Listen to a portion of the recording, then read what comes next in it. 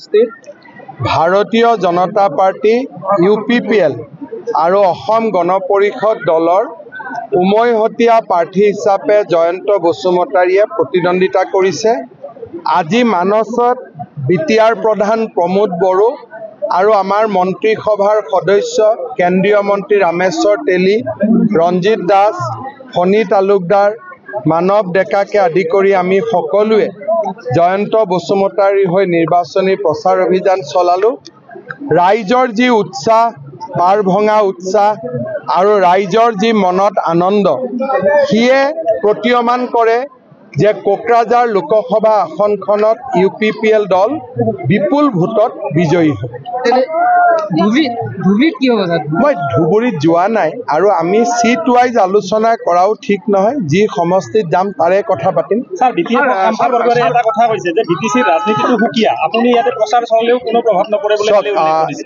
BTCৰ ৰাজনীতি সুকীয়া নে সুকীয়া নহয় সেইটো ৰাইজে প্ৰমাণ কৰিব।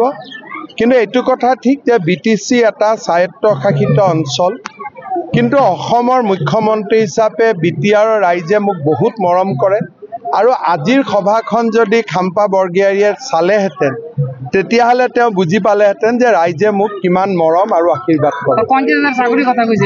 50,000 এই বছৰত 1 লাখ দিয়াটো আমাৰ হৈ গ'ল, 2,000 বাকী আছে। এতিয়া আমি নতুনকৈ 50,000 চাকৰি দিম আৰু এইবাৰ চাকৰি দিওঁতে আমি এটা বিশেষ নীতি লৈছোঁ। এখন ঘৰতে যাতে 2-3টা চাকৰি নহয়, সেইকাৰণে যি পৰিয়ালত এটাও চাকৰি নাই তেনেকুৱা পৰিয়ালৰ সদস্যক আমি 10 নম্বৰ এক্সট্ৰা কৰি দিম।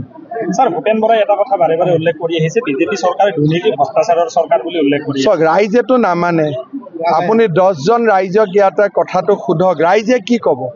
যে এইখনেই চৰকাৰ য'ত দালাল শেষ হৈছে, সুদখোৰ নোহোৱা হৈছে, ড্ৰাগছ বেপাৰী নোহোৱা হৈছে। ৰাইজেতো প্ৰশংসাত গদগদ হৈ আছে। এতিয়া আমি ৰাইজৰ কথাহে শুনিব লাগিব। মানসত মই ইয়াত মেইন সমস্যাটো হ'ল ৰাস্তা ঘাট দলং। তামোলপুৰত আহি থকাৰ কাৰণে বহুতবিলাক ৰাস্তা ঘাটৰ কাম হ'ল। মানসতো মই আহিম ইলেকশ্যনৰ পিছত, পূজাৰ আগে পিছে। ইয়াৰ যিখিনি ৰাস্তা ঘাটৰ সমস্যা আছে সেইখিনি মই সমাধান কৰিম। মইতো আজি প্ৰথম কেম্পেইন কৰিছোঁ, কিন্তু আমাৰ চিটটোৰ যিটো জনগাঁথনিটো চাই মই ভাবোঁ যে 3 লাখ ভোটত আমি জিকিম।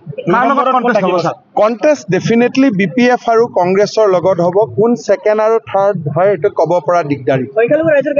সংখ্যালঘু ৰাইজেতো আমাক ভোট দিবৰ কাৰণে ওলাই আহিছে, কিন্তু এবাৰতেতো আৰু 100% নহয়, লাহে লাহে হ'ব। গতিকে আমি 100% আশা কৰা নাই, কিন্তু 50% এইবাৰ ৰাইজে যি চিটত ভোট হৈ গ'ল 50% এইবাৰ বিজেপিক ভোট। আৰু আমাৰ লগত যে আৰু এসোপা গগৈ আছে, তৰংগ গগৈ, পবিত্ৰ মাৰ্ঘেৰিটা, তপন গগৈ, আমাৰ ফালে যে গগৈ বেছি আছে, সমস্যাটো সেইটোহে। বাক্সাত মোৰ 2দিন ৰাতি কোকৰাঝাৰ লোকসভাত আছোঁ, কিন্তু ক'ত থাকে প্ৰমোদ বড়োৱে জানিব। থাৰ্ড ফেজত কেনেকুৱা আশা কৰে? থাৰ্ড ফেজত 4খন চিট আছে, 3খনটোতো আমি জিকিমেই আৰু এখনত প্ৰতিদ্বন্দ্বিতা হ'ব।